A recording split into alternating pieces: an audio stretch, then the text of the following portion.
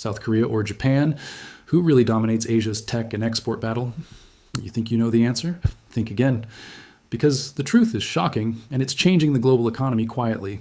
While most people are distracted, Japan has been a global tech powerhouse for decades. Cars, electronics, robotics. Companies like Toyota, Sony, and Panasonic set the standard. But Japan is aging fast. Population decline is real. Fewer workers, slower innovation. And the domestic market isn't growing like it used to. Exports remain strong, but Japan faces a structural challenge: high labor costs and slow adaptability. Innovation is still world-class, but scaling new industries is taking longer. Now let's look at South Korea. Samsung, LG, Hyundai, SK Hynix. These companies aren't just keeping up, they're pushing the frontier. South Korea dominates memory chips, smartphones, and EV tech. Exports are growing rapidly, and the younger, more dynamic population fuels innovation. Here's a key difference: adaptability. South Korea invests aggressively in new tech sectors. Japan tends to protect legacy industries. Global supply chains are shifting. China, Southeast Asia, and the US increasingly rely on South Korean tech. Japan still exports, but often to established markets with slower growth.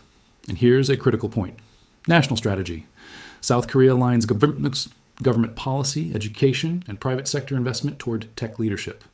Japan's policies are slower, more cautious.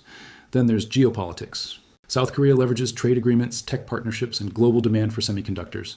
Japan's influence is strong, but less flexible. Now let's compare numbers. South Korea's tech exports are growing double digits year over year. Japan's tech exports are mostly flat, slow growth, stable markets. This isn't just about electronics. It's about who sets global standards. Who controls the tech that fuels everything: AI, EVs, semiconductors, robotics? So who's winning?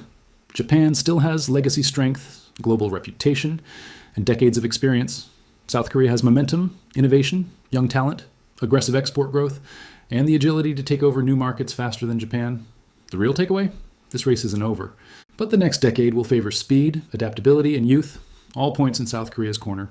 Now I want to hear from you. Who do you think will lead in 2030?